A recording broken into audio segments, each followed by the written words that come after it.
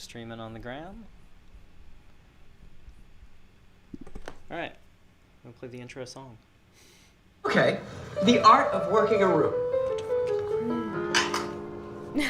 Upon making your grand entrance, take your partner by the hand and circle around the room. Smile and say hello to everyone in the room, even if you don't know them. Especially if you don't know them. Hi! Hi! Hi! Hi! Oh, I'm so glad you came. This is from the movie Party Monster. Go once a Party month in opposite Monster. directions. You go clockwise to my anti-clockwise. Tell all the people Famous how scene you with, lost your friend and Macaulay how Culkin. desperate you are to find them. And, Where could my Seth- friend be? Seth Now Green. suddenly, we bump into each other and scream with uncontained joy. Good. Now link arms and round we go once more, telling all our newfound friends how we found each other. We found We found each other. Then breathe. Then it gets real dark. Or it gets real dark. This is Macaulay Culkin on the Jerry Springer show, I believe, or something like that. We are living in the age in which the pursuit of all Your value champagne.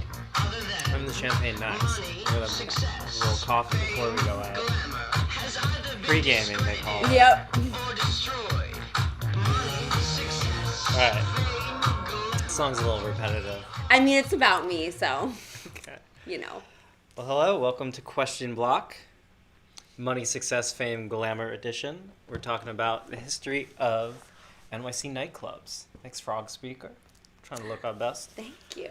I'm looking for those listening to this podcast. Who First are off, you? Thanks listening. I'm going to describe my outfit to them. So I've got these big frame Jeff Goldblum style glasses and a very cool art piece that looks like a can of Campbell's tomato soup on my black. It should be a turtleneck. We'll say it's a turtleneck summer. shirt, but it's summer. So I'm Andy Warhol, a famous New York City artist and nightlife impresario. Nice. And who are you? Where can the children find you? Oh, you could find me at, I believe I'm still Dr.Wires on Instagram and some version of that on Mixcloud, SoundCloud, you know, the clouds. Use iCloud, just come check my drive, whatever. And who are you? I'm Arielist. I have this like daddy hat on right now, and Yeah, that's a zaddy hat. yeah, and cut crease and some bejeweled. Did you put an extra little chain on it? too? Yeah. You put a chain on your chain? Yeah, Nice. I'm going for like an winking a at you. DJ Aquaria kind of look right now. It's a fantastic, it's sort of a club kid look. Yeah. Yeah. Could totally see you I feel like at the these- Limelight Yeah, these hats in are the very. 80s.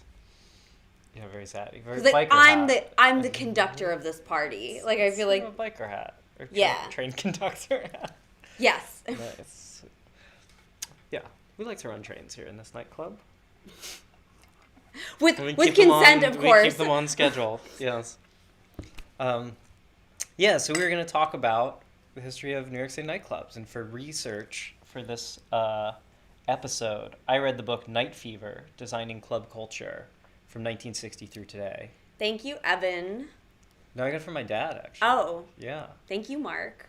Yeah, because he knows we're building a nightclub. I'll hold it up for the kids. It's a tome. It's a serious Yeah, book. it's a big book.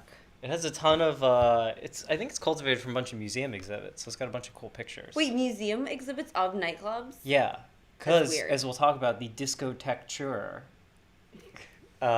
is a very important part of nightclubs, the modern nightclub. Your architecture has to work with your visuals and your lights and your sound and the people. Yeah. It's a holistic. And for my research, when I was like a baby, when I was like 16, I just lived in the club. So, yeah.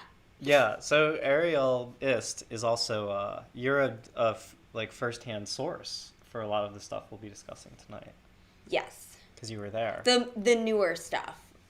Because famously, I'm very young. Yeah, the post 2015 things. Yeah.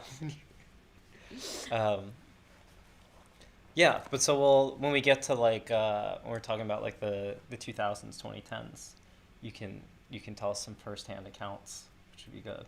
Yeah. You can name some names of people in the club. Yeah. Also, I mean, I watched like the rise and fall of hipsterdom. It was more around 2007, 2008. Yeah. You were there when they came up with the idea for Vice magazine, I believe. No. And you're also there. I was born when they came up with the idea for Vice magazine. You're born, like Athena. Yeah. You were born. Yeah, exactly. I burst out of the head of Vice. Nice. Yeah, so let's start. We'll go like a little chronologically, and we'll skip around. Yeah. So since I read the book that started in the 1960s, I'll start because nightlife has been around forever, right? Since there was night, there's been life. like the bad class presentation. Since the sunset. Since the What does sunset. it mean? You know, The sunset of time instead of the dawn of time. Get it? yeah, and so we're gonna kind of skip over and not focus on because there's so much history of like dance halls and like places to go see live music at night and places to gather at night. Hello, Remnick. Sup, Remnick? Remnick can check in when we hit the 2010s era of Webster Hall because he was also a first person witness. Yeah, but so we. I was saying that we're gonna skip over kind of like Prohibition era jazz clubs, but we like that concept of sort of a private club where you'd go to see live music, potentially there'd be dancing, and serve drinks, like kind of got going around Prohibition when you had speakeasies and speakeasy culture. We'll save that for the 1920s gangster episode. Yes. And then, variously there's been like Prohibition or temperance movements to break it up. There's been organized crime associated with nightlife. There still is. There still is a lot of. How do you think we're? But it's also. How do you think we're paying for? Consistently a great place for marginalized cultures or people to meet each other and to organize, and to for music and culture to develop. But what we'll really talk about is where it got started, really like post World War II, and really like kind of around the time of the hippies. So in this book, it points out it believes the birth of like the modern nightclub where you're mixing your architecture with your like dancing with your DJs, your sound systems, everything is in Italy. It pinpoints in the early 60s. But we don't care about that. No, I'm gonna say two sentences. So there was one of the first Italian nightclubs was called the Piper. Maybe it's different in Italian. I don't know, this book's in English. And so then it became shorthand for just nightclub in general. So they're just called the Pipers or the Radical Pipers.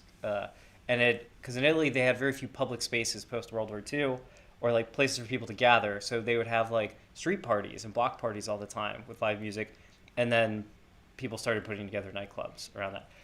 But now we'll jump over to New York City.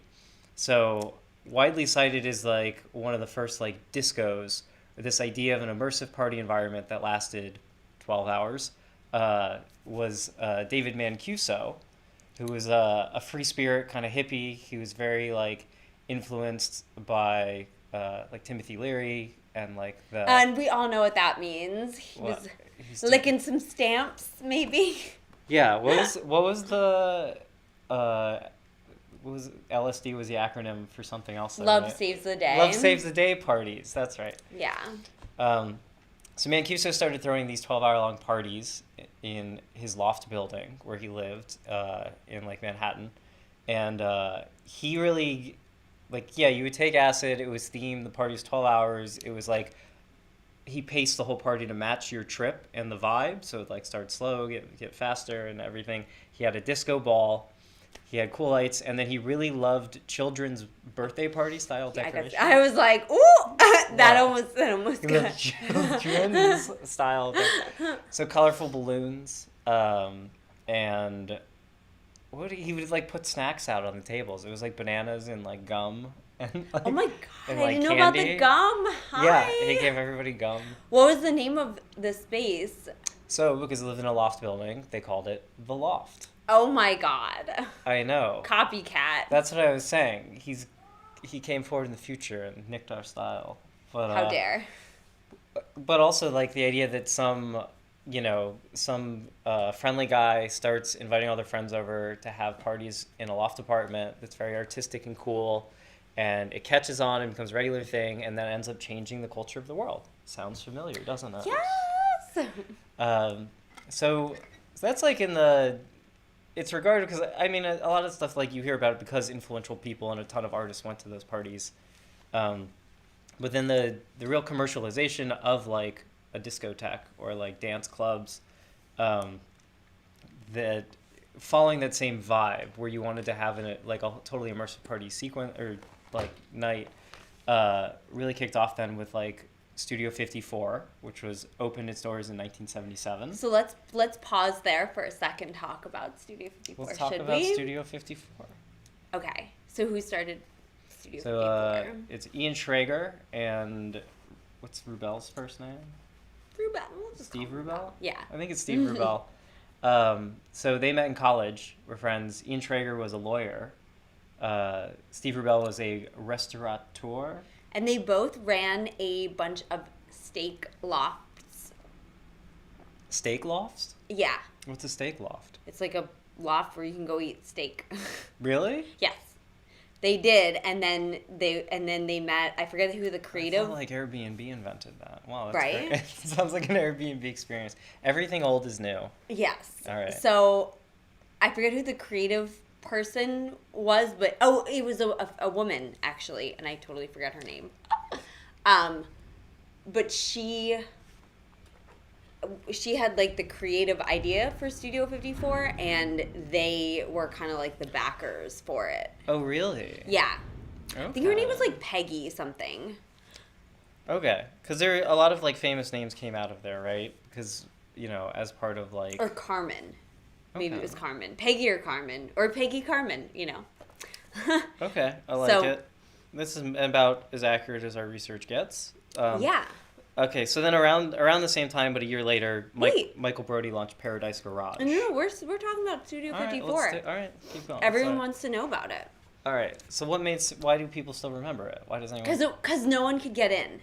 Basically. That's like, because They had a great line. There was so many people would talk about it because it was like the forbidden fruit, like the unknown, because the door person, it was interesting, for the opening, there were thousands of invites sent out, but then the door person was told to curate the perfect balance of looks and people. So the first night, a lot of really famous people were turned away.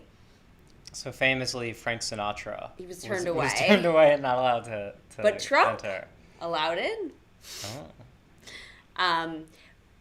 I think Brooke Shields was 11 years old, and she was covering the event with some I forget, some older person. They were like the Joan Rivers and daughter kind of deal.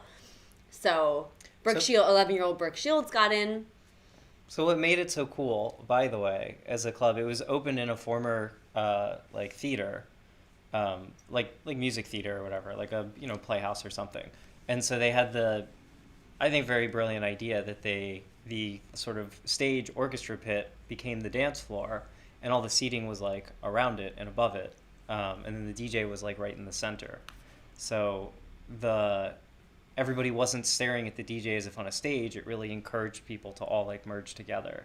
To look at each other and what people were wearing. So here are a couple of things that could get you in your footwear. You had to have good shoes. Mm-hmm. You had to be well groomed. Mm-hmm. If you were a male, I'm assuming,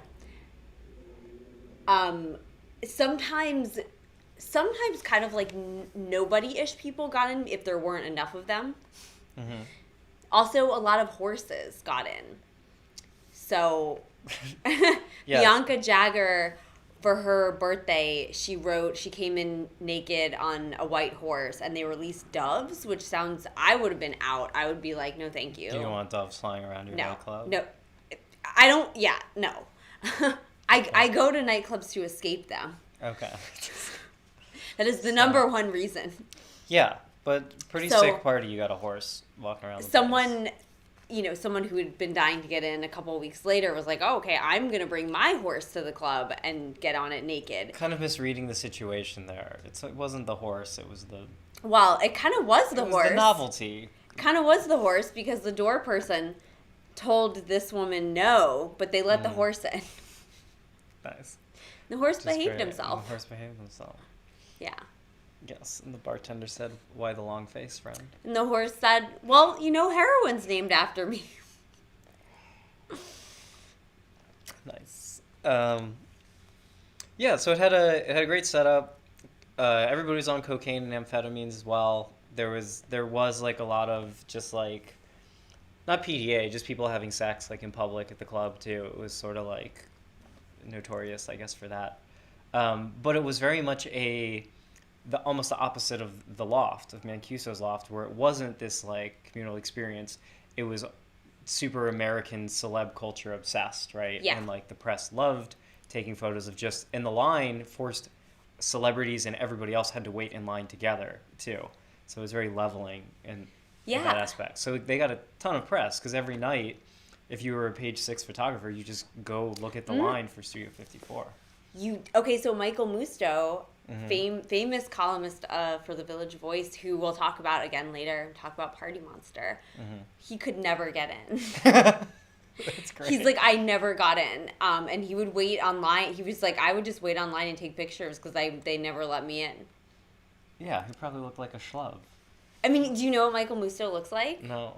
He kind of looks like an owl. He's really cute. Oh, okay. He's in our neighborhood like all the time. I'll point him out next time. Yeah. All right. Yes. He has taken my picture before. Oh, okay.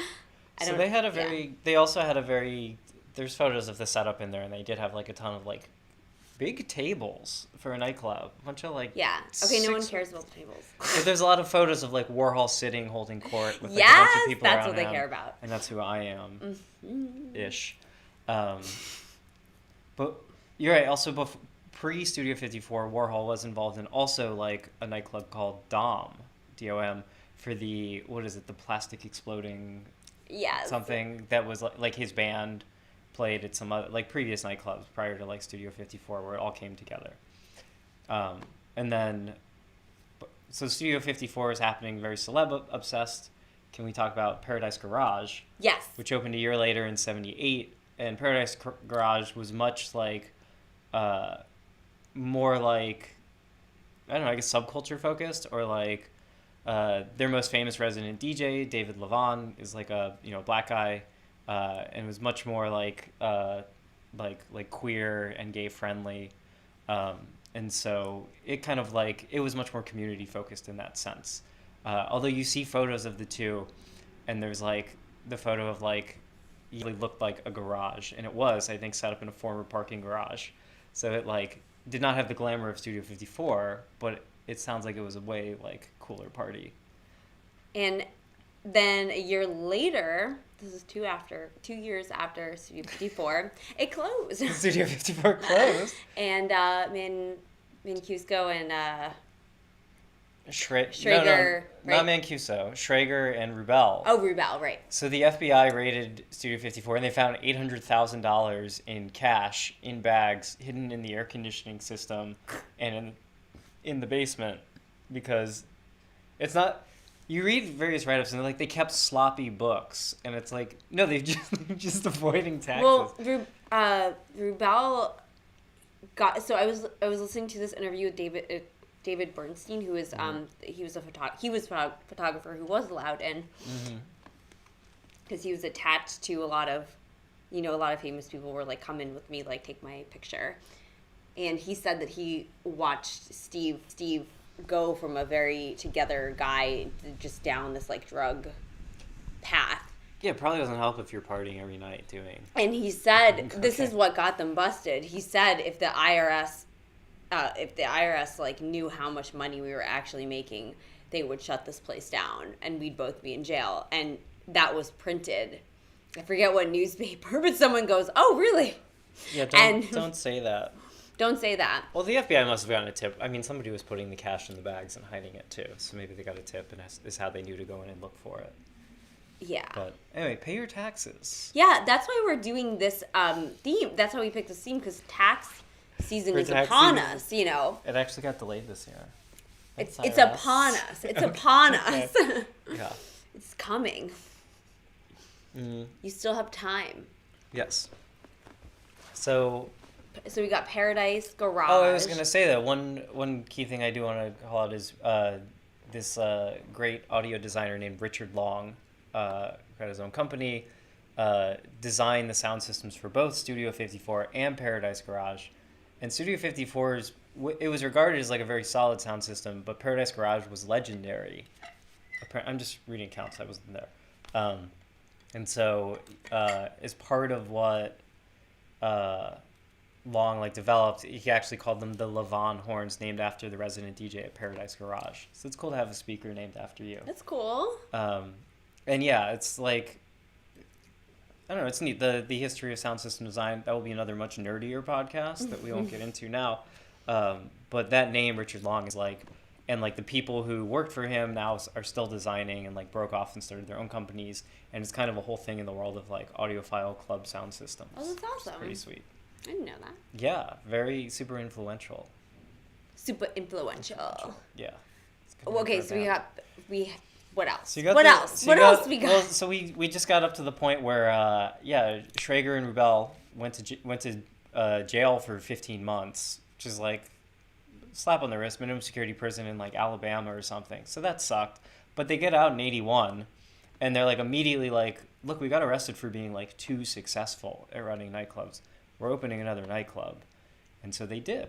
They opened a nightclub called Palladium. Oh. And so Palladium opened, I think, like very quickly after. But for Palladium, they went like even bigger, and some say too big, like Icarus. They flew too close to the sun. So they, Palladium was like a huge, like, also a big theater, a former theater that they turned into a nightclub, but it was like way bigger. And it was really you see photos of the building, a gorgeous like 1920s like cinema almost theater, I guess, right? So it was like really like, I don't know, the crown moldings, the sculpture, all that stuff. It looks like Miami. It reminds me of Miami. Well, what they did, which I thought was annoying, apparently people both claimed that everybody wanted to work with them after they got out of prison because they were very successful, but tax cheats, and people claimed no one wanted to work with them. So they hired a Japanese architect who like no one in New York knew to design the new club.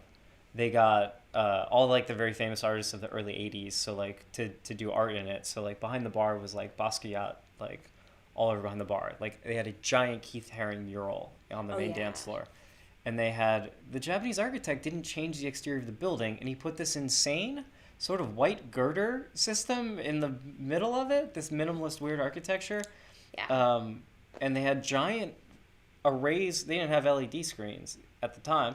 They had just like TVs, but like giant like 30 TVs like in a giant square hanging from the ceiling.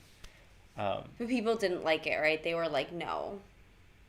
Right? Well, it was a mix of, and they had an absolutely amazing staircase, which was like the highlight. Well, what did people think? Reviews were mixed. Okay. A lot of people thought it was garish and like it didn't, for whatever reason, like, yeah, they didn't like it for one reason or another. It wasn't intimate. It was like a big, like Studio 54 was kind of, even though it was in it was in the like 50s, it was still kind of secretive, and this was like, I'm here. Well, and once you got in, you were like, there were lots of little areas off the dance floor to go and like, do coke and hook up with someone. Yeah, but you weren't spotlighted. And it had like a super sweaty dance floor too. That is a funny factoid I read about Studio 54. Somebody was quoted, and they're like, I don't think they ever once used the air conditioning. Because I guess it was just, but they kept it really warm. What people liked about Studio 54 was that they were celebrities. Like, that was the start of, like, nightlife celebrities. With Warhol's motif, who was a regular patron there. Yeah, he had the 15-minute of fame quotation, right? So, I feel like in a bigger club with more nooks and crannies, no one's as special, So people didn't like that. Yeah. So what else do we have in this first wave? So Palladium didn't, right now we're into the early 80s, Palladium didn't really like kind of a cool reception, I guess, or a lukewarm reception for people, and it like never quite took off. So I will say though, like to their credit for Schrager and Rubel, is that they had a ton of activist stuff. And so the 80s was beginning of sort of like the AIDS pandemic / crisis. Also the Disco Sucks movement, and just a lot of shitty things happened in the 80s. And yeah, it there was was a recession in America, Reagan getting elected, but like AIDS starting to like kill a bunch of people in nightlife. So it became this sort of dark period in the late 70s through the 80s. And they actually were very activist. They had a ton of art shows. They raised a ton of money for different like charitable causes. So yeah, Palladium 4, its run of like, it lasted like several years, but then like went to different owners and gradually like became not like a thing. Did do like good like activist work in its time. in a way, like the disco vibes ended in the ended in They said 80 really in the late, like kind of 79 because almost. Yeah, they went from this thing of like of love and sequins, and it turned into this like music had to be rebellious, and the sequins turned into like safety pins, and it got a lot more edgy. Well, we can talk about too the like right, Saturday Night Fever, at both like which came out in like early 79, both brought disco to like the consciousness of larger America outside of like Detroit and New York, but also ruined it, and it associated a bunch of corny stuff that John Travolta did. So like the light up floor, which Studio 54 did not have, white polyester suits, which most people didn't wear. Well, they did, but not in New York City proper. This was like a lot of the Jersey clubs. Well, people saw Saturday Night Fever and were like, oh, that's disco. Yeah. And it became these markers for the culture, which like, I guess it happens anywhere, anytime a movie is made about a thing, but... I mean, that is... A lot of people think that it wasn't going on, but there were tons of clubs that were doing that in New Jersey and Long Island, and it was kind of a parody of those. This is also very much, this is pre-internet where you could find information readily. If it wasn't printed or on television on the nightly news, you didn't hear about it. So their subcultures could get a lot farther before they became well known. And so Saturday Night Fever was actually supposed to be like a sort of a gimmick, like almost like disco exploitation movie. They're like, oh, people who like disco will go see this movie. And instead it was a surprise hit. And so which like kind of made Travolta's career. But yeah, they didn't expect that it would do that well, and then it became this cultural phenomenon, which also ruined the music movement it was about. Well, yeah, I don't know if it ruined didn't. it. There was a lot of racial. So there was a backlash for the in Chicago, not one of the worst cities. Just kidding. But a backlash in Chicago to disco, headlined by a rock radio station DJ, the Disco Sucks movement, and they had in Comiskey Park or whatever, they had a big disco demolition derby where they burned a bunch of disco records. Yeah. In late 79. But that was a very racially charged situation, because basically that radio station was like, this isn't rock, This is like we don't want to play this music anymore. It's not the Boss. It's not Springsteen. We're gonna. Yeah. Disco also had been, as major label record companies tend to do, had become very homogenous and similar. So an example is that the two singles in the summer of 79 were what, Rock the Boat and then like Rock My Baby, I think. Yeah. And then it just became like it. Yeah. It's the same criticism people make of pop music today. Yeah. Or any music basically.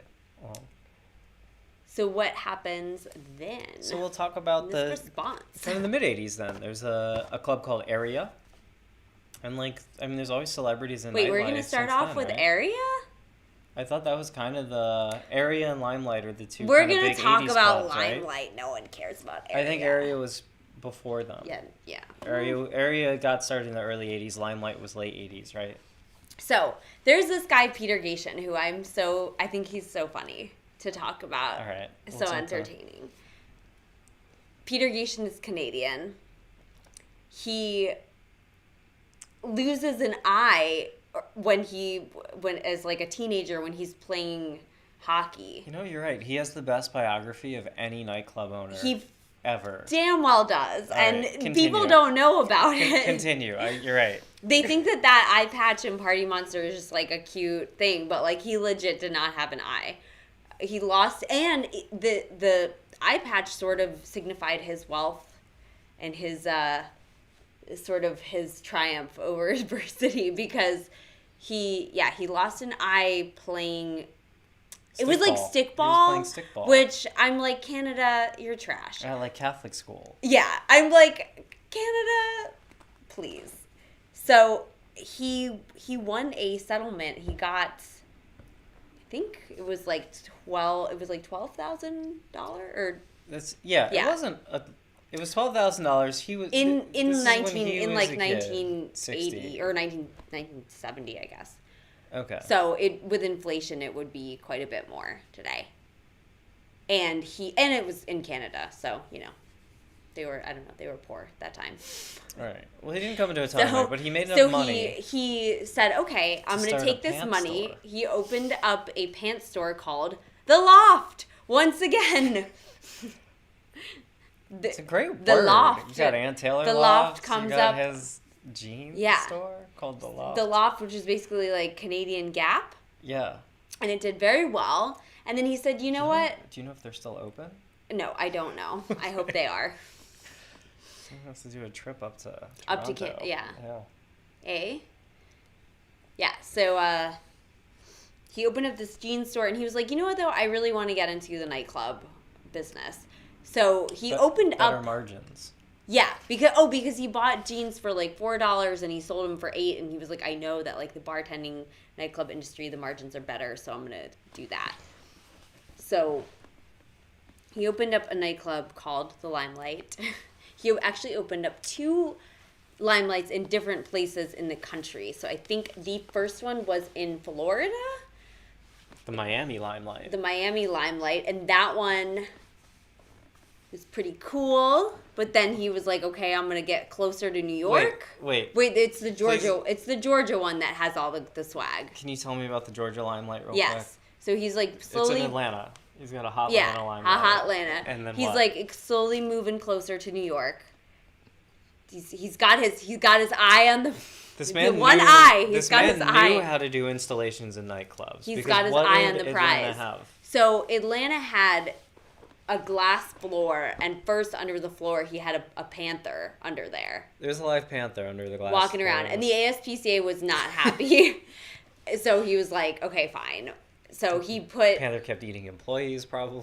I mean, I think it was fine, but like the ASPCA, they were pissed.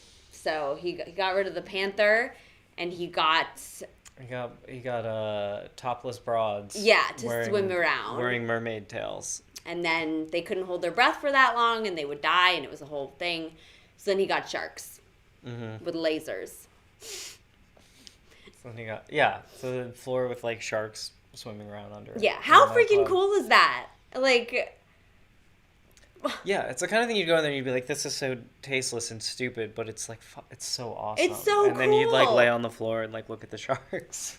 yeah, that is like the coolest thing ever. So, and Warhol gave this club his blessing. I think it was at the opening ceremony, and he was into. And he loved that kind of shock value. Yeah, too. he was That like, kinda, I am a fan. It's campy and stupid and like awesome all at once. It's pretty great.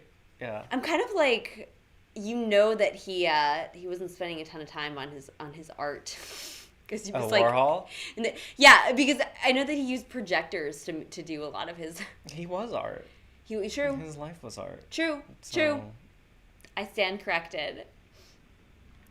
Yeah. Yeah. I mean, so much of I mean that honestly. Actually, so much of what Warhol did wasn't just visual being art. himself. It was just an analysis of like celebrity culture and trying to reflect it in some way. So he was kind of half sociologist in his own way, as you can tell from my soup can and the fact that I am him right now. Yes. But he was a pretty brilliant commentary on like what was going on at the time. So he loved this. He loved the Sharks. He was a big fan. So there was a church. Not too far and- from where we're filming this episode. Yeah. As you can see behind us from the skylines. Exactly. It's just over there.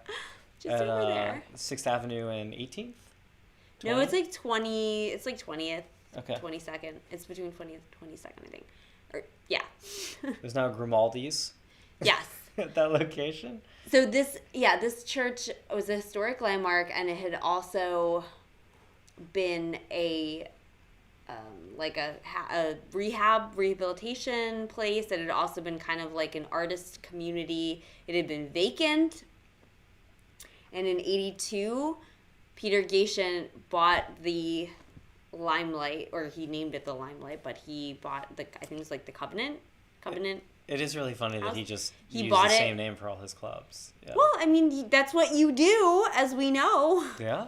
Don't change the thing that's working. Yeah, he bought it for, I think, $7 million. Yeah. The equivalent. Oh no, today, sorry. or at the time? $1.7 million. Back then. Yes, exactly. Okay. Yeah. And it's a block of Manhattan real estate. So that'd be like $10 million today. And he totally revamped it and. Tandem Farm. Oh, hey, what's up? We talking about nightlife. Talking about So, the Limelight. Okay. The Limelight, yeah, he really. He didn't revamp that much though. He kept a lot of the church interior, Yes. which is what you do when Well- you want a great nightclub. You find the coolest space and then don't touch it. Just put a nightclub in. Yes. Ooh, so we are gonna take some guests a little bit later after we get through the history. Gotta get our facts out. Okay. Facts. Just letting the Okay. children know. So So how did Limelight go? well, no. So I was gonna say he revamped it in that there was the stained glass window. They had like a light show behind Jesus. These things really appalled. Like they really upset a lot of people. I didn't realize like how attached people were to churches because there is a ceremony. There's a formal like ceremony that you do to like de-churchify a church, which had been done. So. Oh no way. Yeah. There's So less like than it wasn't, it wasn't sacrilegious. He was like, yeah, this is now a nightclub. He de-churchified. DJ Karen, what's up? Hey, what up? We're talking about the Limelight. Yeah. And Party Monster. We're about to talk about Party Monster. Can we just fast forward to when he met this young promoter named Michael Alig? Yeah. So Michael Alig moved from some bumblefuck place. And he wanted to throw a party at the Limelight. Originally a danceteria. He hung Yeah. at a danceteria, met people in the scene, got connected, and he was, well, much like Peter Gatien, a man who would put fucking sharks or topless women under a glass dance floor. Like Michael Alig was like very on that vibe. Yeah. So he was like, I have even crazier ideas for how to promote parties.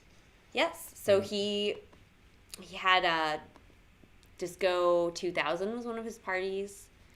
So his was the invention of the club kids is really what Alig is like known for. And so unlike Studio 54 where they had like celebrities who were famous or whatever waiting in line or whatever, and then everybody got to be like famous on the dance floor or whatever. This is a Peter Gatien thing that Peter Gatien is like the concept of a club kid is someone who is famous just because of going out. They're just famous in nightlife itself. And so even, which now is, I mean, celebrities today is like, borrows a lot from that concept, I guess. You're famous just because of what you do and how you live. It's funny, there are tons of New York nightlife celebrities that, like, even if you don't know their name, like, you know that. You're like, oh, yeah, it's that person. Like who? Me. You. I mean... No, Amanda Lepore, would be Sophia like, Lamar. RuPaul, Suzanne Barsh. RuPaul got her start in the 80s Lady club Bunny. scene. Yeah, a lot of DJs. There's well, I mean the DJs not so much because here's what I consider a club kid or a nightlife celebrity versus a DJ or that you like like a regular person, pedestrian person won't like you would go pay to see a DJ, and maybe you would pay extra to go to a club because you knew that a certain like nightlife person went there, but you're not gonna like. Oh, MTV VJs is a good comparison. Some people will pay to go to a club because like the situation is at the club.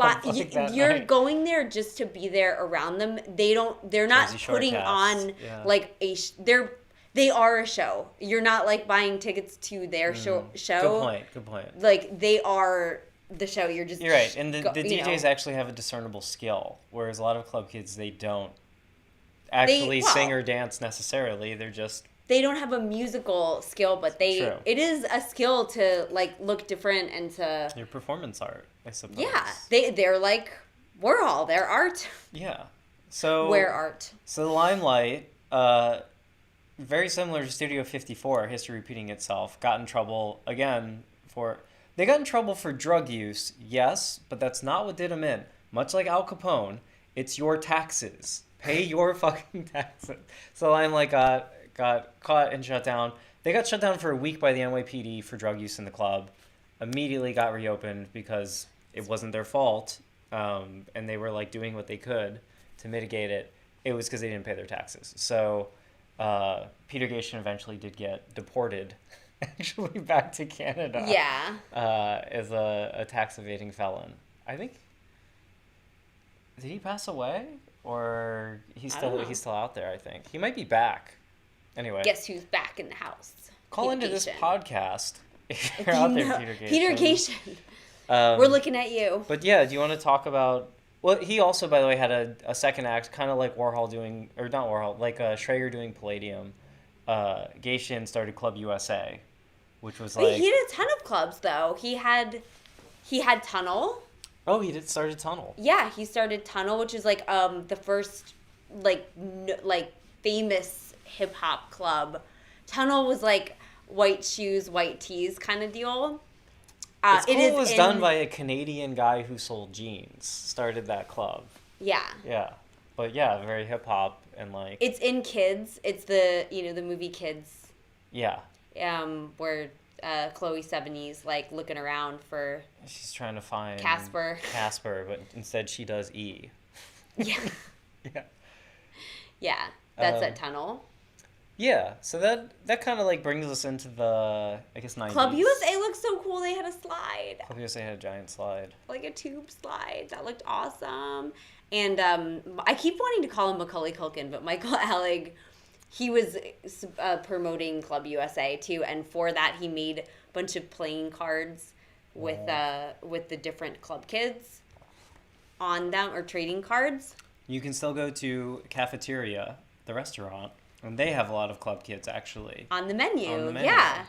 It looks very cool. Similar. And when I lived in McKibben in like 2007, my roommates and I made some cards of ourselves.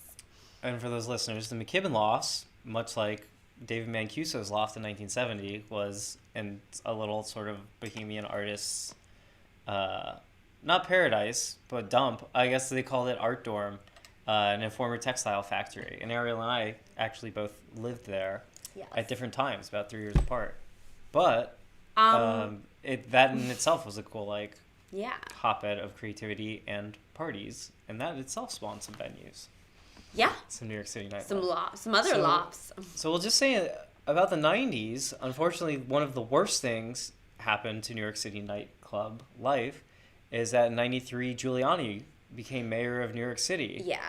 And that motherfucker, like, shut down a ton of clubs. So he basically... There are a bunch of very old laws still on the books that weren't enforced about the cabaret laws, which were from, like, Prohibition, when they used them to shut down speakeasies. So stuff like if you were a bar... You need a special license to have dancing in your nightclub. Are we not going to talk about the murder?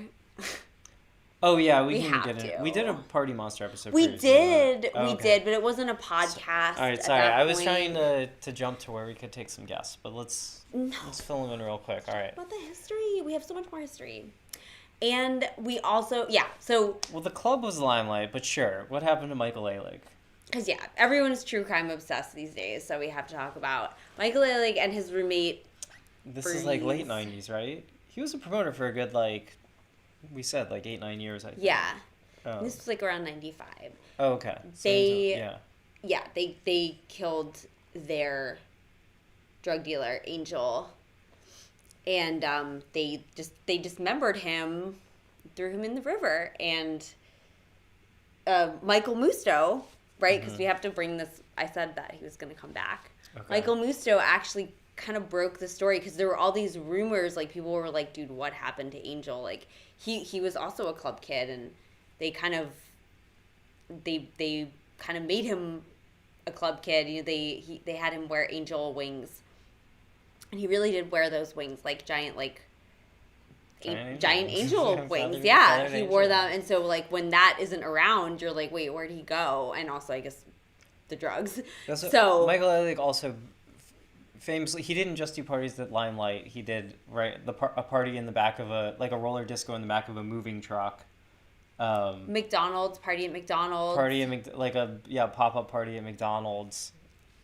There's a lot of video footage from around this time that he had a bunch of like people with camcorders, like his friends, and He pee on the bartenders at the Limelight. he would pee and like give the drink to people. Yeah. But he the party at McDonald's, he's in the bathroom, and I guess James St. James is like, oh, they're kind of pissed because we brought like 500 people in here.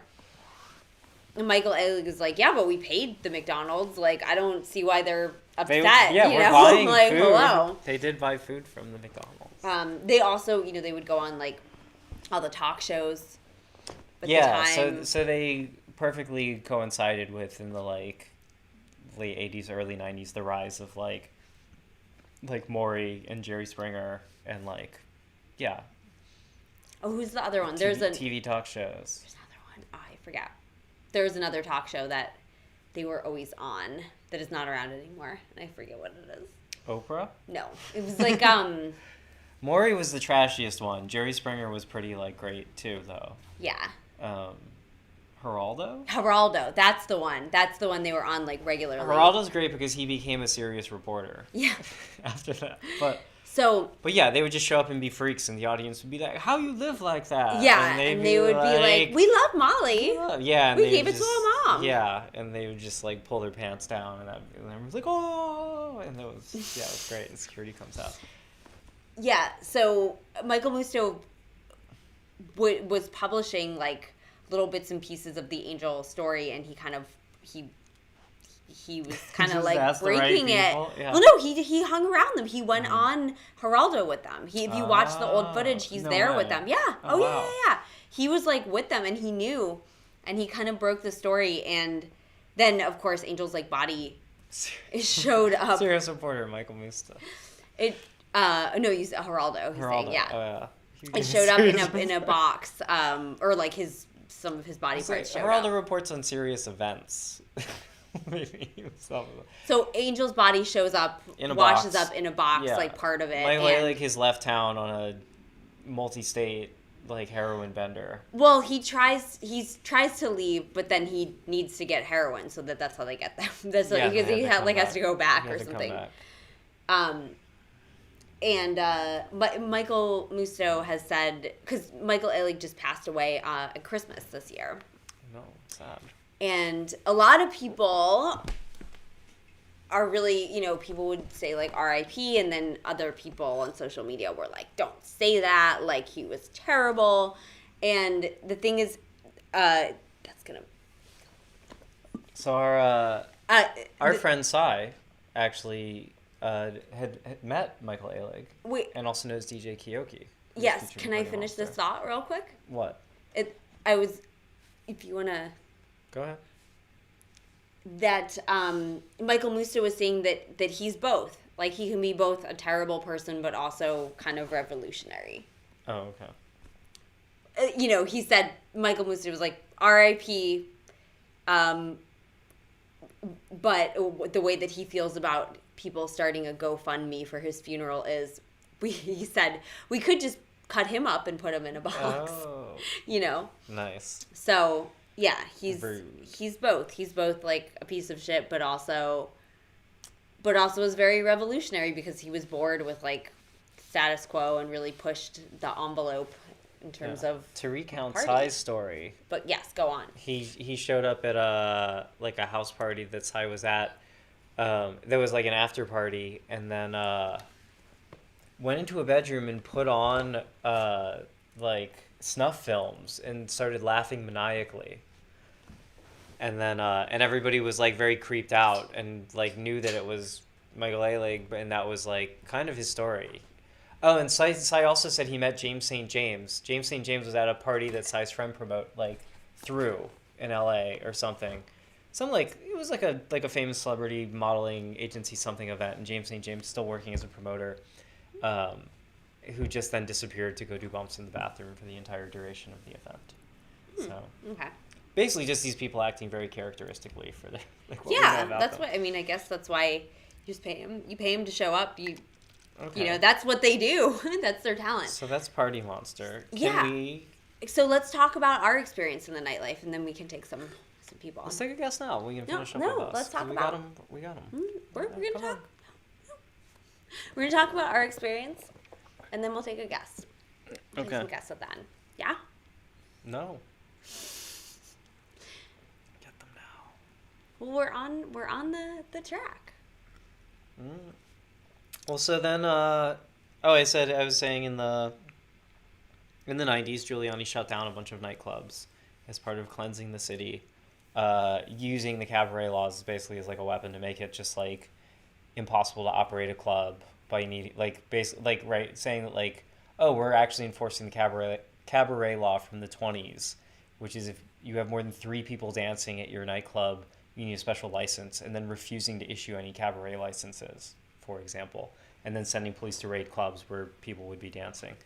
And that was on the books until like 2017. It finally got repealed because even progressive Mayor Bloomberg found it like useful to keep it around, and de Blasio too. It took a long time to get that taken away. But that's kind of why there's sort of a dead zone in our like historical chronological coverage in the 90s. And then, 9/11 happens in 2001.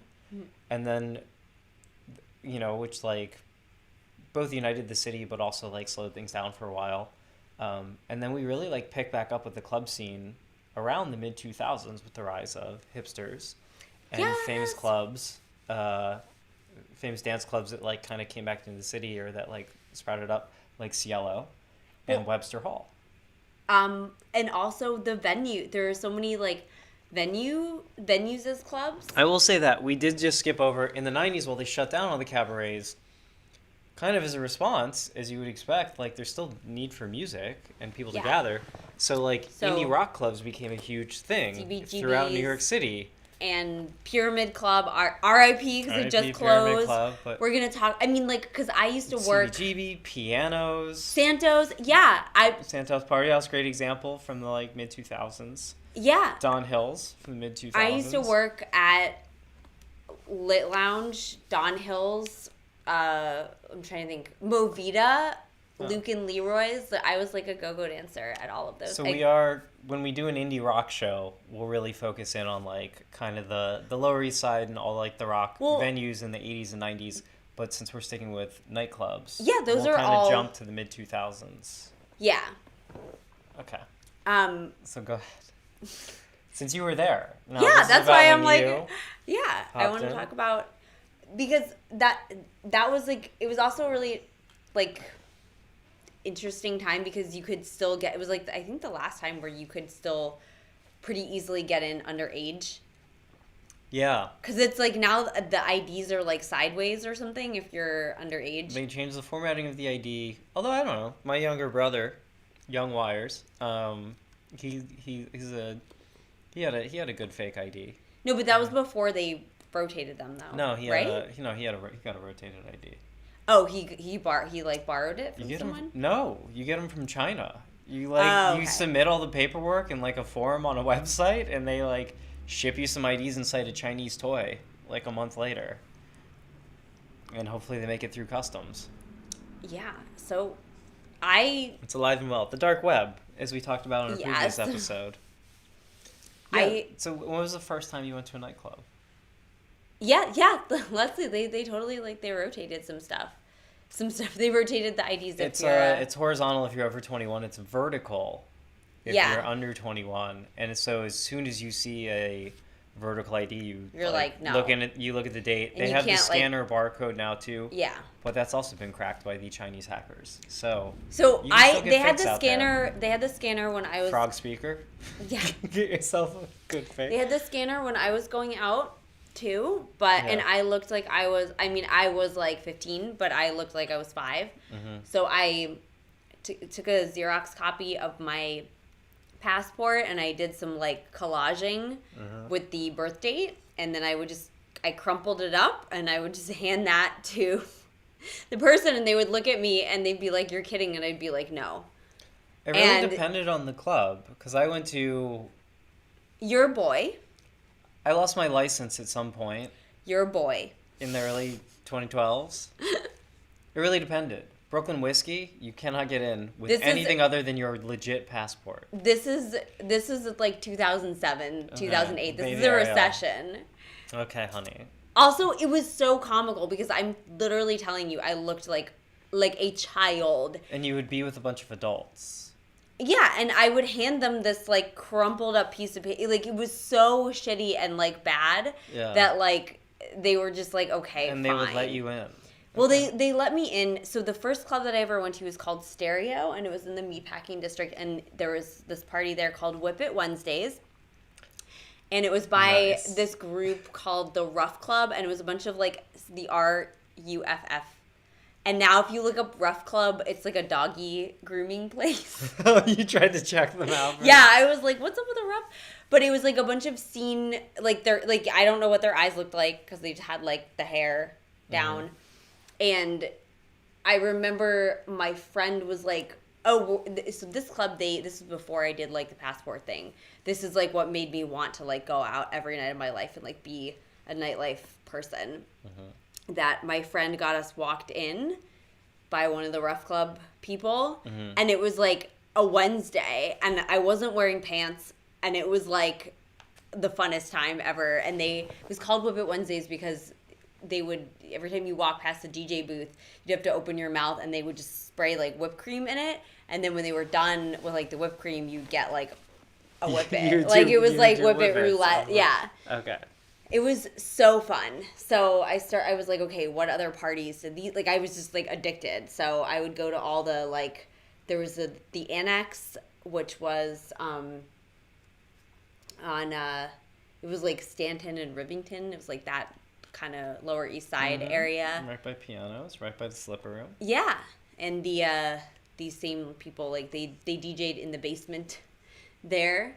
The irony of DJing the basement. Yeah, and that was like one of their things that he had, like he was like a big like Jägermeister person. So there's all these, if you look at like Nikki Digital, he still has all the photos from these parties. I was looking at them today, and like there's always one photo with this dude like in the DJ booth with like Jaeger, and he's just like, he's like pouring it everywhere. Oh, that's gross. Yeah, it was that was gross. I didn't. It's so sticky. Yeah. Right.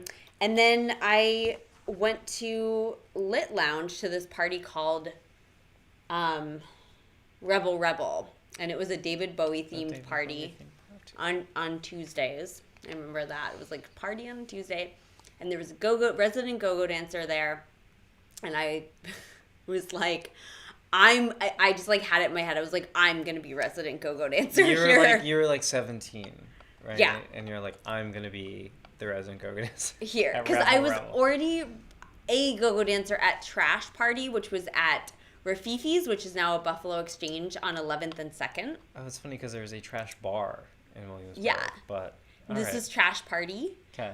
And so that was like a very hipstery, new wave kind of glam rock party. And that was, it was like kind of thrown by the same people as Rebel Rebel on Fridays and Saturdays. So I was a go-go there, but they didn't have residents. They rotated like every week. So this one, I was like, I am going to be the go-go dancer. So I would just dress like a hoe and then go-go dance next to the go-go dancer.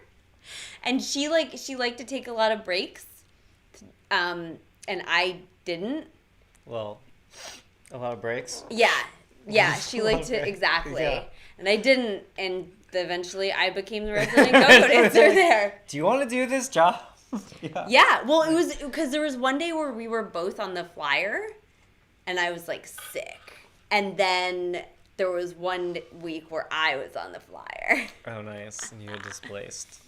Yes. Displaced, huh? Yeah.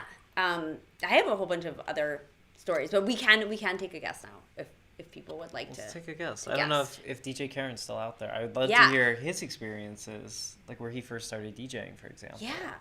Because I don't. He's probably told me and I forgot, but Yeah. I don't remember. So if we have any nightlife people out there. I don't know if I can click the thing or what the deal is. Yeah. You should, if you want to check. There we go. All right. DJ Karen, if you're decent. Or not. DJ Karen's like, I'm in the shower. Listens to us in the shower. I like it. Hello.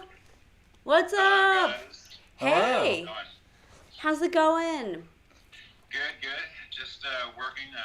We're doing a Disney partnership right now, so I'm actually working on the packaging that's gonna be on these like Disney socks. Yes. So this is now a podcast, by the way. So free. We're going to describe to people Yeah, what's sorry. going on. DJ No. Karen showing us Disney. Plug your socks on Disney our socks. pod. No, tell the people in pod. Bombas. Bombas socks. That's my. I work there as a designer, and we make socks, the most comfortable socks in the history of feet. They are. And the sock that we donate, we sell. Every sock that we sell, we donate a like one to those in the homeless community, and we all volunteer. Great company. They're Yeah. amazing. They're great socks. so comfortable, and they don't have that like annoying seam, like that like toe seam. Oh my god, Yeah. they're so good. Make my feet so happy. But you're also famously a DJ, and we would love to Yeah. hear about your nightlife experience. Sure. Yeah. So you were asking where I started DJing. I actually think it was Arlene's Grocery was where I started with Chico and Lollipop. All right. Yes. Who I know you guys are friends with, and they've done a bunch of appearances with you guys at the old Secret Loft. Yeah. Yeah. Chico and Lollipop is a classic, like in the vein of Die Antwoord, classic sort of like semi-joke / super cool dance hip hop group, Yeah. and DJ Karen was your DJ, but Arlene's Grocery is a great Lower East Side kind of like both like club, but also I guess has DJs too and like dance nights. Yeah. I mean, they still are. They're open still. They're like trying to do well, post pandemic as many businesses are. Wish them the best. Yeah. When did you first kind of start going out in New York City? Like early mid 2000s. We were talking about Santos Party House. Let me see what I'm trying to think of. You mentioned pianos too. Were you into there's more of like a like rock live performance scene, or did you go to like dance clubs? Were you listen to house music? Back then, probably more like rock and like punk and hardcore kind of stuff. In the Bronx, actually, like Bronx hardcore shows, like Under a Bridge and stuff. I did some of those Nice. in high school, and my girlfriend at the time was like really involved in that scene. She was a really good photographer actually. And she has some incredible photos. Her name is Elle Perez. Really great. Like nightlife, like punk, nightlife, and like queer, like kind of culture photographer. That's awesome. Oh, we gotta look her Awesome, up. nice. Yeah. Yeah. She's really cool. Yeah, the sort of like hardcore scene. It's interesting how I saw it like merge with the hipster scene and just like produce like the scene, like because it had like the hair and the plugs. That I remember like that was like the common Between hipsters and hardcore. the like very straight like bang Yeah. hair, and then the plug like the plugs. plugs. I mean, Skrillex is a great example of Uh-huh. how that evolved into like current music, like metal into like just crazy bro step, and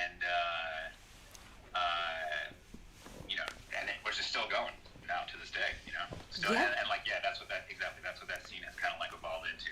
It's like the metal slash like goth kind of. Yeah, but it's like done on computers now. It's just someone getting really like. Sometimes with live instruments still. Sure. Yeah. No. I mean, I love that like the thought of like Skrillex like getting like really aggressive, but just like on his laptop.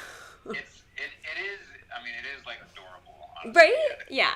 I mean, yeah, you watch him live and he's like slamming the knobs on his like controller, but yeah, he's like slamming the fader. Yeah. Yeah.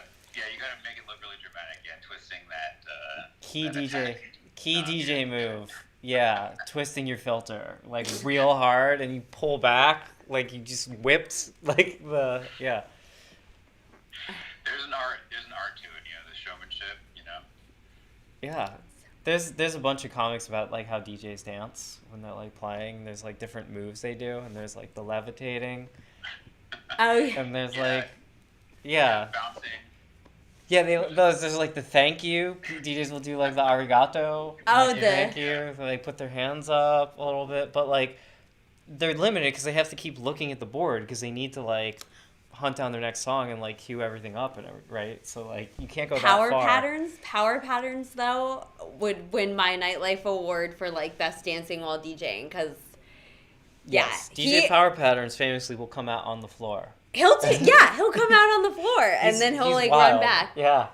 Or he'll do like this one, which is like the fist over fist. I don't know. The speed bag. No, I'm sure you do it too, where you'll be like, okay, I have until the next drop to like relax, and then I have to like get the next shit queued up, and so you can go like. Oh, definitely. You're like every DJ's got that 10-minute long song for when they have to go to the bathroom. Yeah. You know, Exactly. Like, you always have those in pocket. Yeah, you're like, I have 2 minutes 30 seconds. All right, let's go. You like run and like come back. Yeah, exactly. What's the craziest thing you've seen in the night, in the nightlife?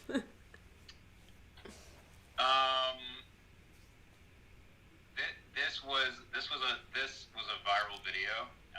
It was at technically not night, I guess, but it was at a Dirty Bird. It was at a festival, and it was a woman who was lactating, and she was like squirting it into the crowd, and people were like kneeling down and drinking it. Yes, nutrition. The craziest thing I've seen. That's pretty great. That's amazing. That beats the Jägermeister The thing. guy pouring Jägermeister is nothing on that. Yeah. Man, where's her baby too? I'm like, what was she, like a wet nurse? We know. I mean, we know some people who can lactate on I've heard command. you can like keep it going. Like if you just like keep pumping it, it'll just keep coming. Like, Yeah. Even after the baby gets. So. Yeah. Maybe into that. Yeah. Well, she hopefully left the baby with a sitter while she went to the Yeah. festival, and then she was like, "Well, I got this extra, and I don't have time to pump, so Yeah. let's Let's keep pump it. moving. Let's pump it out. Pump it out. Yeah, it's close. That's great. People, That's like, amazing. I love like people just losing their minds at the festival, like going for it. Nice. Yeah. No, it is. There is some really just remarkable stuff that happens. Yeah. Yeah. Have you ever done design work like flyers or like promo materials and stuff? Yeah. Also, like back in the day, for more like punk kind of stuff, like punk or like hardcore kind of stuff. But for electronic stuff, you know, in the more like digital age now, all the stuff for 5th of November, you know, the flyers and promos and like stuff for that, I'll work on, which is a great like creative outlet and to have. But gig posters in general are a huge influence on my like background as a designer. Like I definitely but like in school, like checked out a lot of posters from, you know, the like 90s and 2000s, a lot of great art for like acid kind of stuff, you know, rock posters, and definitely influences me to this day. cool. Yeah, the Fillmore famously had, right, posters for every show that they ever had would have like an original poster. I think I think that's still a thing. Like, Depends on the club. Definitely is. yeah, I mean, if I'm thinking, I'm just like the first thing that comes. Well, I mean, we always had posters, right? And then, Oh, but shout out 5th of November. yeah, By the way. right? Thank you. Yeah. Is it a collective? Is it a label? It is a collective.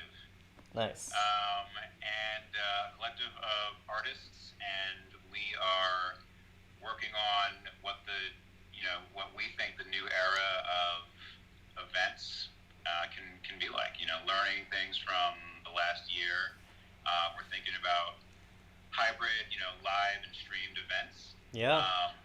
Continuing to mix, audio and visual, sound, in the unique way that we always try to do. Looking forward to working with you guys and, places all over the city. We've been great partners with you guys for a long time. And, we're looking forward to the future.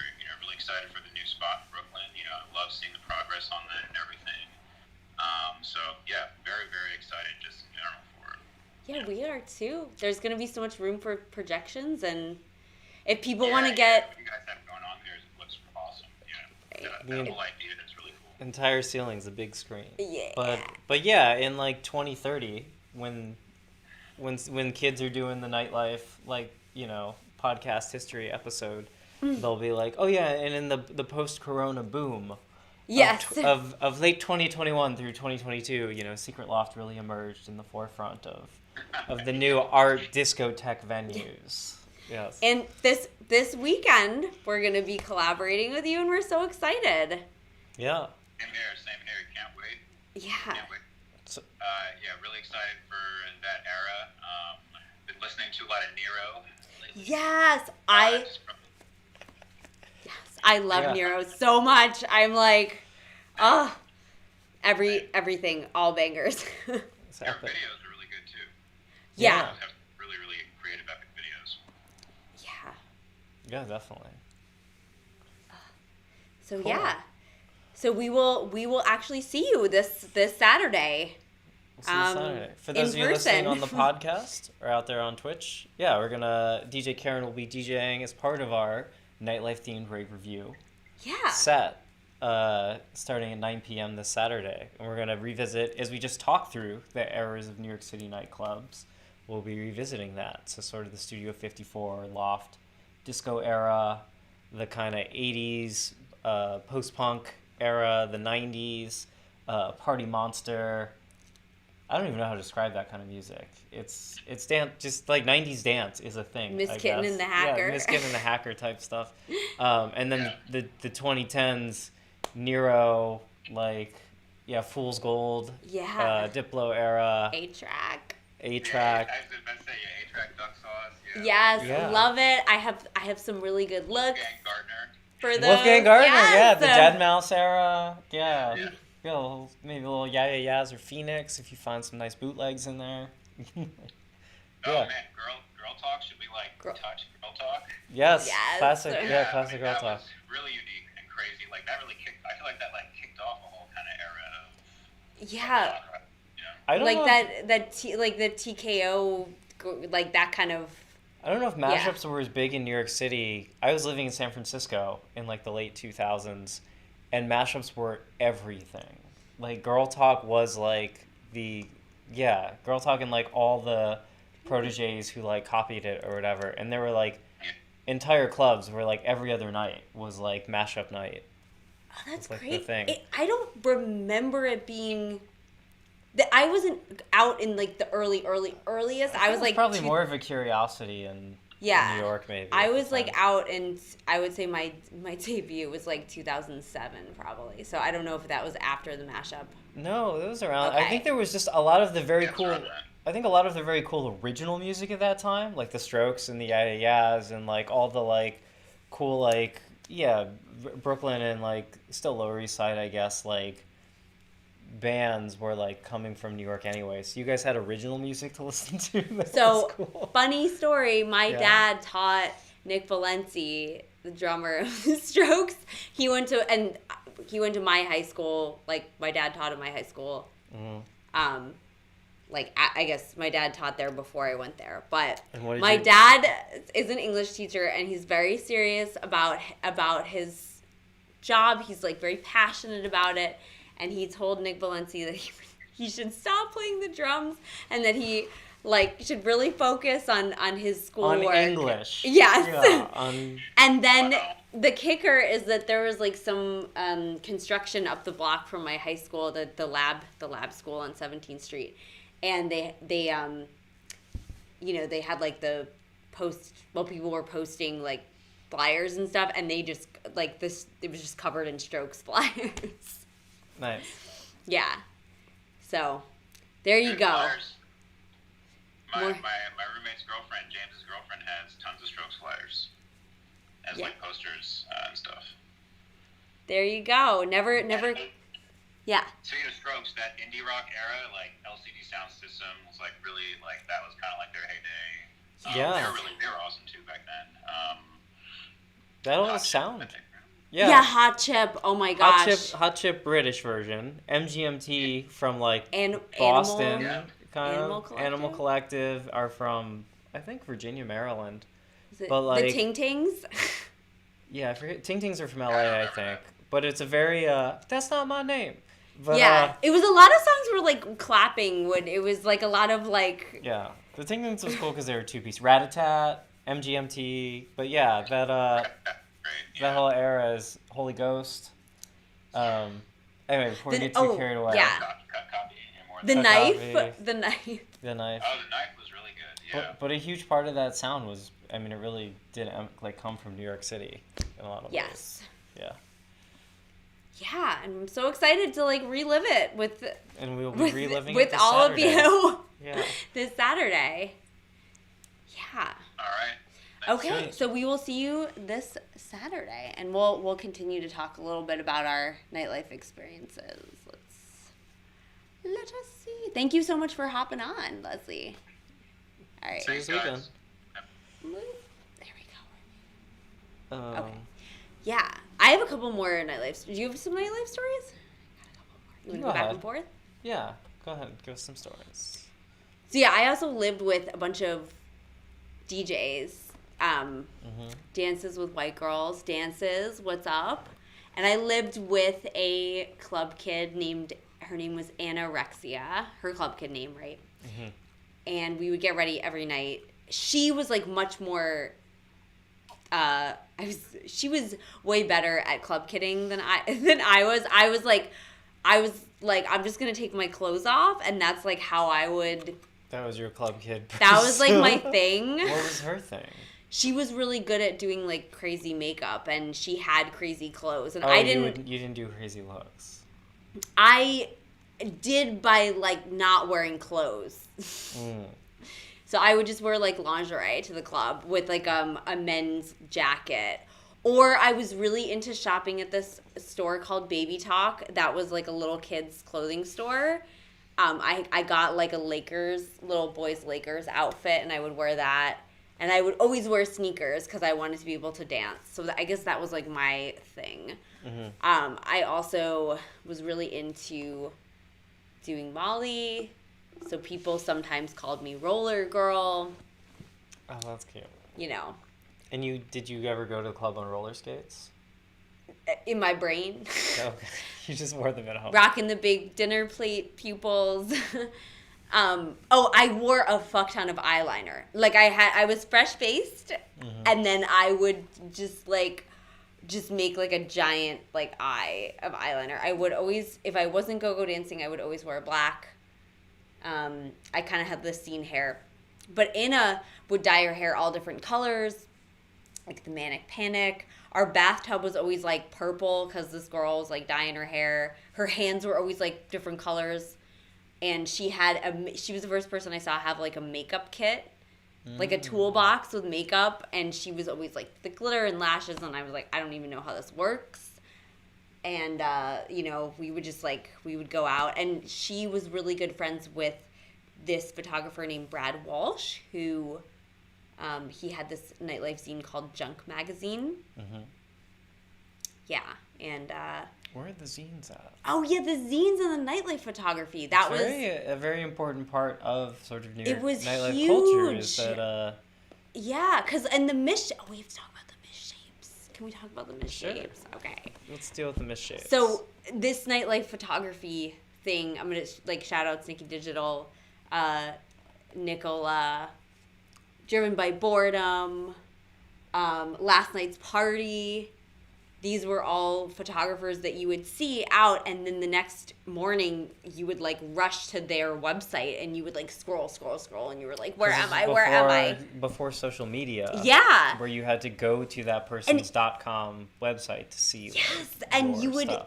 and this is like why it was so like virtuous, because you weren't tagged in it. Your name wasn't on it. But you were like, I'm there. You know, you're like, that's me in a picture. And they all had different styles, right? Mm. So, like, Last Night's Party would always... It was always, like, some girl, like, on the floor of a bathroom. Not, like it was posed, you know? But, like, her tit hanging out. And, like, she would just be, like, giving eyes. Like, her American Apparel, like, unsupportive bra and, like, eyes. They were very Dove Charney-esque. Yeah. All right, that's a look. And it's not really Brad. None of this capturing what the actual nightclub was like. Oh, that kind of was the vibe, though. Like, it was a lot of like sweaty American Apparel chicks, like being sluts. Okay. Taking their tits out, like. And then like boys writing poetry.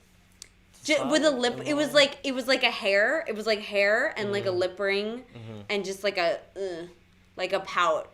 That was the guy, and they were Byronic. They were like It would drive me crazy because I was like a little slut, and I just was like in it for like the numbers game, and like I could not. I was like, I can't crack this code. Like I don't know what you want. Do you want a hair straightener? Like what do you? You know, because they would hang out with you and talk with you, but they would never. You're too virtuous. They would just like sleep with themselves at the end of the night, I guess. I have to go sleep with my sadness. Yeah, that's what would happen. It was very weird. My friend Maria and I would always try and figure out. We called ourselves like the dick detectives, and we'd always try and like figure out what their dicks looked like, just based on like what they looked like, and we would draw them to each other like little notes. We'd be like, Did you put this in like a zine? No, we just pass it back, and we just draw it on a napkin in the club. It could have been a column itself. But so there were all these nightlife photographers.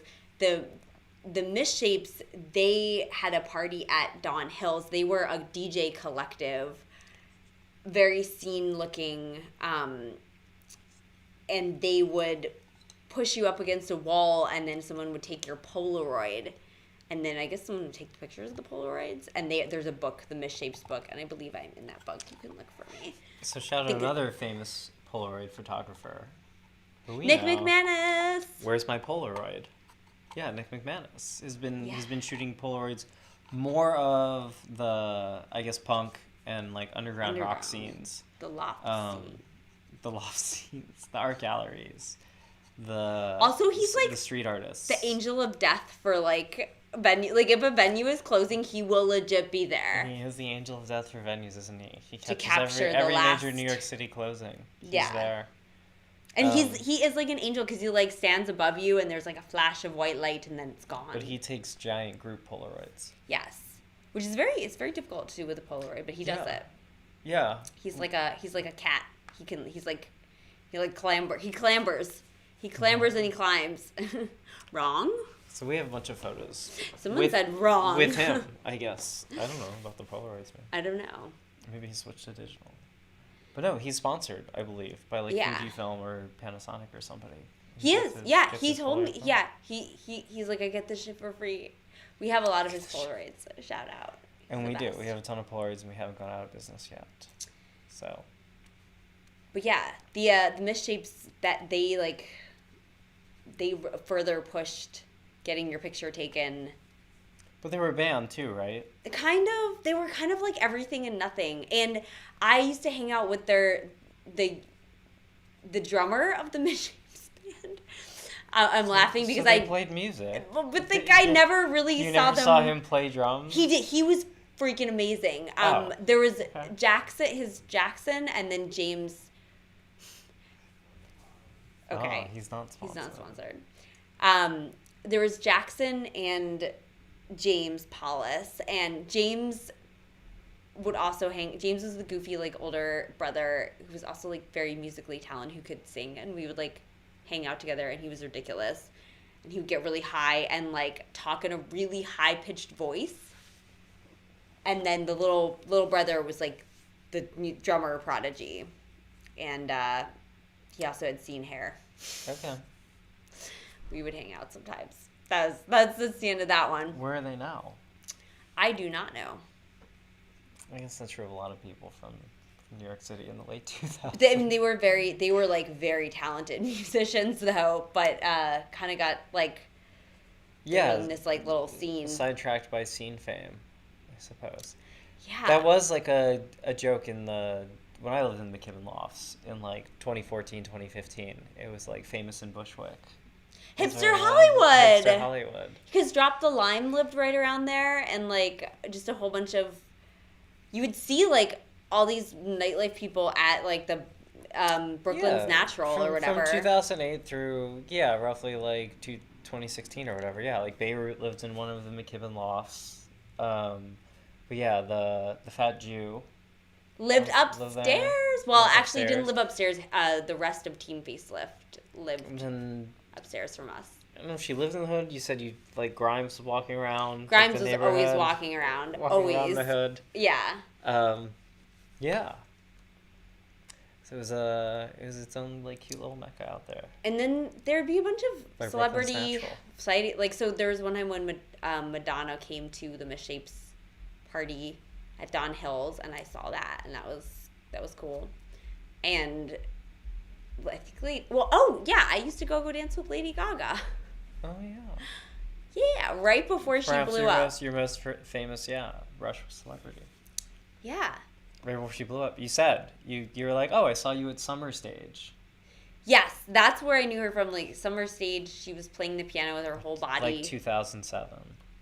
Yeah, and it was really cool. I was like, what a cool lady, just playing the piano with her bod. And I told her that, and she was like, oh my God, thank you so much. She had a very heavy New York accent. And then there was one day where we were at Don Hills, and we were at this party called Glam, I think it was Glam Damn It, which was like another spinoff of like Rebel. It was like another Bowie party. Bowie party. Yeah, there were so many Bowie parties, and she was supposed to sing as well as go-go dance, and her heel had broken off of her shoe, and she was wielding this heel, and she was like, I am too important. This is my 3-finger ring, by the way. Nice. I am too important, which was also big at the time. Too important to be doing this. For this, because the venue was like kind of empty because it was raining, and she just like walked out. And she had probably already at that point signed a multi-million-dollar record deal or something, and they were like, you can't tell anyone. And that was the last. Until you're like 6 months from now when Poker Face comes out, and then blah. That was the last time I saw her.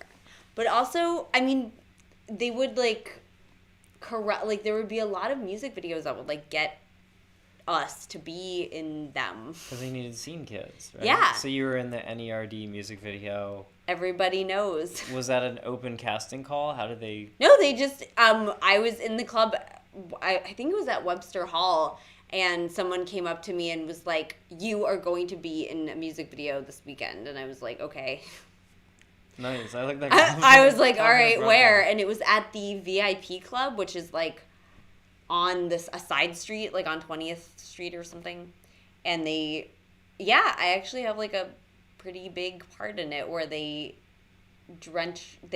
acting like super dumb, and they like sprayed the bar like spigot thing. They like drenched me with water. Ooh, the seltzer gum.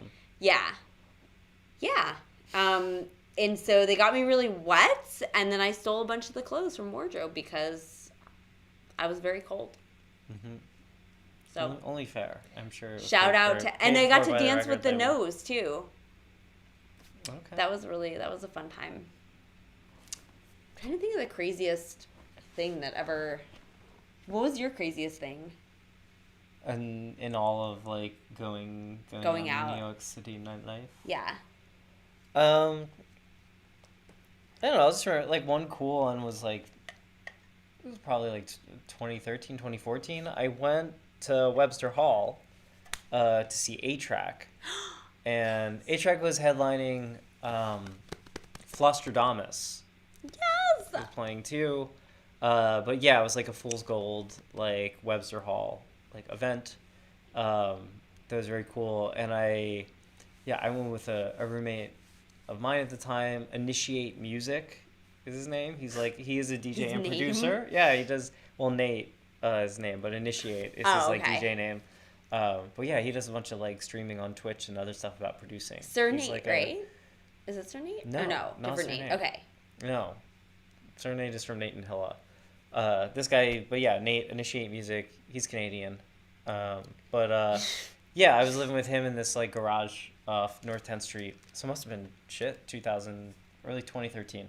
Anyway, so we go to this like Webster Hall, and I met up with a girl I knew who worked at Le Ben at the time, and she I guess was like managed to like talk her way through like offering like to hook some guy up to get him into like what's Le Ben's club, the Boom Boom Room. I think it's Le Ben, right? I mean, it just is. Oh, it's Le Ben at the Standard Hotel. Sorry. And to get him into Le Ben, she was like, "I'll guest list you if you can like hook us up." And like, so she got her and myself into like the balcony seating above the main floor, which even in 2013 was so many like shirtless Jersey bros like in Webster. The potty. We're talking about potty monster. They're gonna play the fucking potty monster. It's about pottying. Like when they play the boop, boop, boop, boop sound, man. But they're, I guess because they were like, for the big shows, they have like the main sound deck is on like the main floor. There's like a whole like fenced in booth to like run the sound. But they have an upper like mixing booth set up. But like whatever happened in that show, I don't know what they did with the VIP tickets. They didn't sell enough something. But there were like only like a dozen people in the entire like balcony area of this like sold out packed show. So we just like hopped a little gate, and then we were sitting like in the mixing booth in the balcony of like Webster Hall looking over, and I was like, it's the absolute best seat in the house. Yeah, cool. It's palatial, that Webster Hall. That Webster Hall is palatial. So I actually haven't been there since the renovations, since Bowery Presents took it over in like 2019. So we'll have to check it out at some point. Yeah. But yeah, that place has a ton of history. So many floors. Cool. So many places to explore. I used to dance there a little bit. I think I will say the basement at Webster Hall is a great starting point for a lot of like famous, well-known scene DJs. Well, yeah, the DJ Jess, R.I.P., was the DJ at the Trash Party, and then that moved to the basement of Webster Hall. And then like years later, I actually saw him at Webster Hall. I went to go see like my friend DJ there, and DJ Jess was there, and I was like, hey, and he didn't recognize me. And he tried to like he was like trying to like move me off of him, and then he like, so he's grabbing me, but then he like turned me back around and was like, wait a second. It's like, he's like, oh my God. So I got one last like reunion before he passed away. I do so one of the I have a crazy moment. So Peppermint from RuPaul's Drag Race, right? Peppermint used to be Peppermint Gummy Bear, and she hosted these parties with Michael T, and they were the motherfucker parties, and then there was also this party called Rated X, which was at Luke and Leroy's, which is on 7th Avenue South. I think it has like another name now. Okay. But they were really fun, and they had like I think they had like an 18 plus, like they would draw like X's on your hands if you were like they let you in if you were 18. Gone are the days of Webster Hall is the only club I ever knew that did 19 plus nights. Don Hills did that too. Yeah. But so by the time I was 18, I was like, sweet, I can actually just go to this party. But yeah, the thing So, I've never encountered anywhere else other than like New York City. Actually, it's like that's how precocious the kids are in New York City. No, like nowhere else does this in America. It's 21 plus everywhere else. Yeah. But, well, because they're like little kids want to see bands, I guess. There's so many college kids who are ready to go to the club. What are you gonna do? So I mean, I was not a college kid. Put a big X on their hand and then be like, all right, come on in. There's actually a picture of me with no clothes, well, like almost no clothes, and I'm just sitting in the staircase at Rated X with X's on my hands, and I'm like trying to look. I'm like, oh no. Well, but Peppermint Gummy Bear hosted this contest every weekend called the Hot Body Contest. Yeah. And it was just like you would get on stage and like it was like by audience applause. Was it a wet T-shirt contest? No, it was like you would try and do like the most obscene stuff to Not a win. dance contest. No, the Hot Body Contest. It's an obscenity sort of. And it was like it was like a pink flamingo. Yeah, it was like a pink flamingo. You know how she's trying to be the most disgusting person? Like that's what this contest. So there was.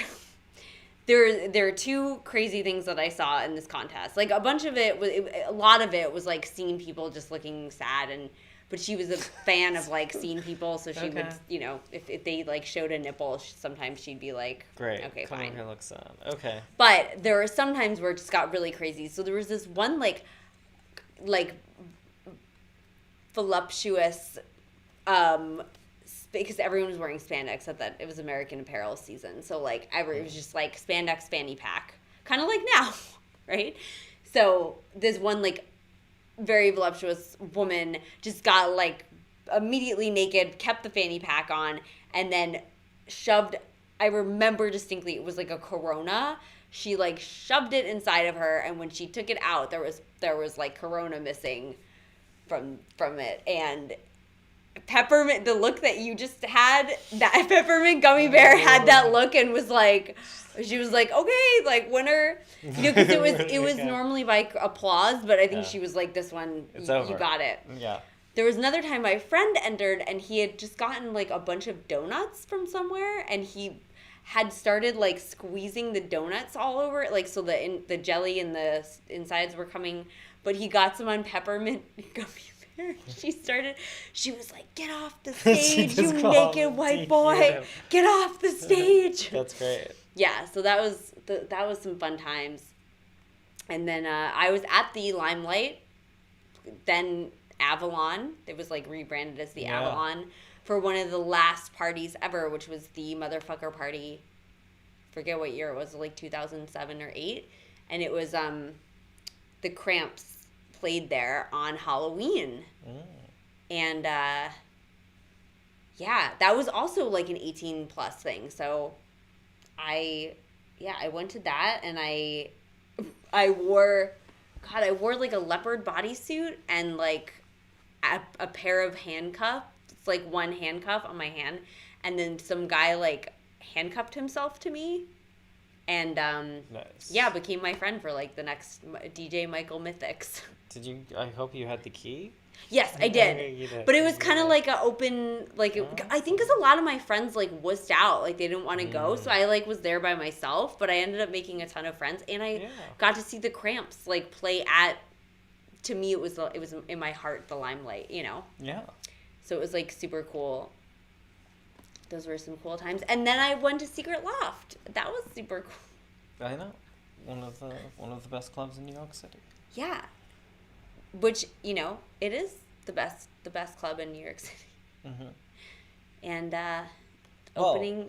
I mean, clearly we've studied our history. We have. So we know what to do. Pay our taxes. We're gonna pay our fucking taxes. Number one, but yeah, number two is if we've learned anything tonight. I think it's that, right, very much like I don't know, can we sum it up into 3 points? Maybe? Pay your taxes. Pay your taxes, 1. 2, the Democratic Party scene, sort of like, it should all be the people. Like, the top-down parties that are designed by somebody that everyone's supposed to like fit a vibe don't work. Having people come up with something, making it of the people. Can I amend that rule? What's that? If the shit you're doing is good, it's good, and if it's bad, it's bad. Okay? No, so like that's too vague. No. Like there is such a thing as bad as like shitty art or like vapid in a non-ironic way art, and like yeah, if you just hire people that are like talented and you work with people that are talented and like good people, then there you go, you know? And if you just, because that's the thing, I feel like a lot of no, come on. I was looking for bullet points here. This is way too. If it's good, it's good, and if it's bad, it's bad. Okay. That was my amendment, and then I had to explain myself. Yeah. Well, because you didn't get it. Well, pay your taxes was an easy one. Yes. That's much harder. Fuck nepotism. How about that? Okay. Number 2 was I was just going to say let the people decide. That can get dangerous. That can be like an Animal Farm sort of situation. Yeah. Okay, true. Let like what's good decide. Okay. That's what I'm saying. All right. Like the cream will rise to the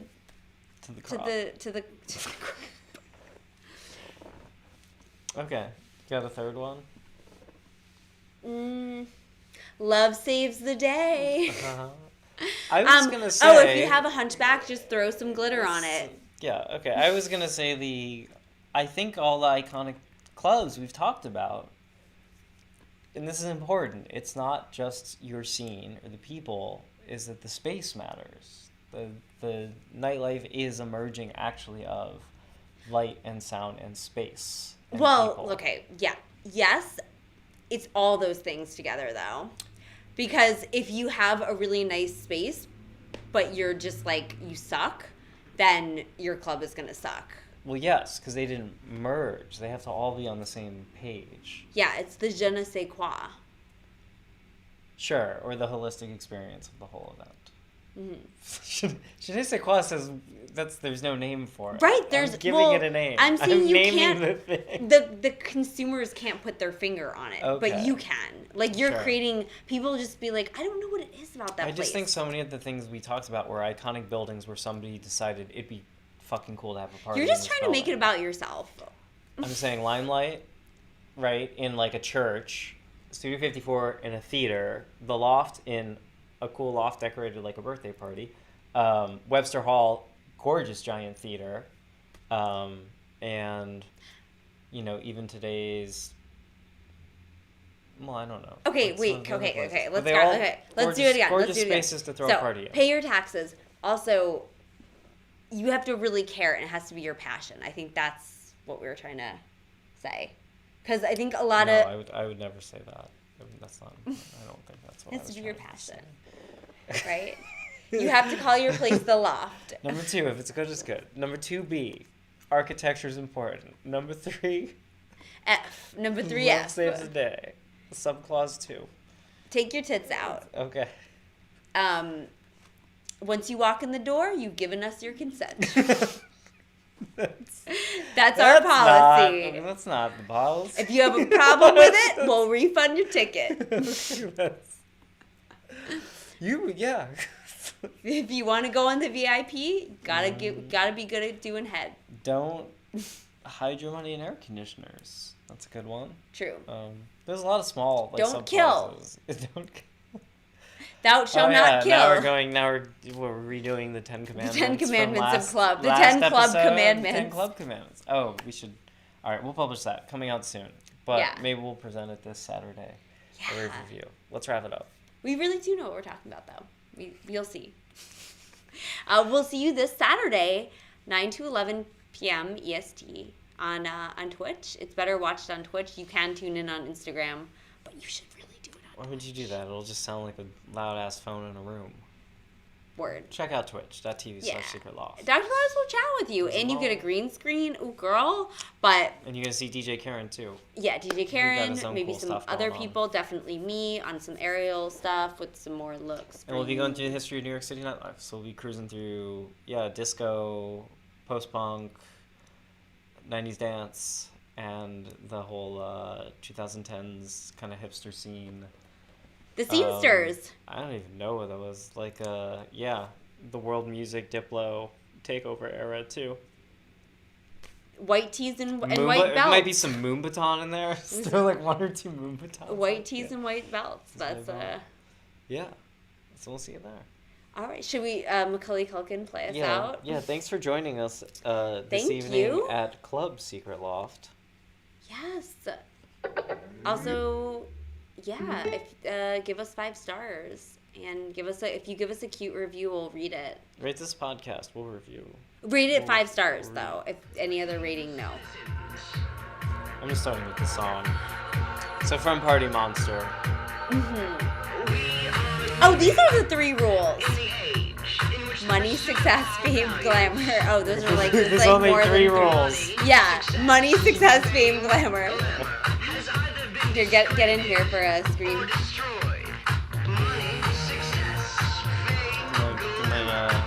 My art. This is my most famous art that God, Warhol would love the idea of putting a soup can on a t-shirt. Right? Yeah, made out of hot glue. What? Yeah. He would wear it Studio 54. Totally. Did they even have hot glue back then? I don't think they had t-shirts back then. Yeah. So, I don't know. We'll do that on the next episode of when hot glue was invented. Yay! Great job.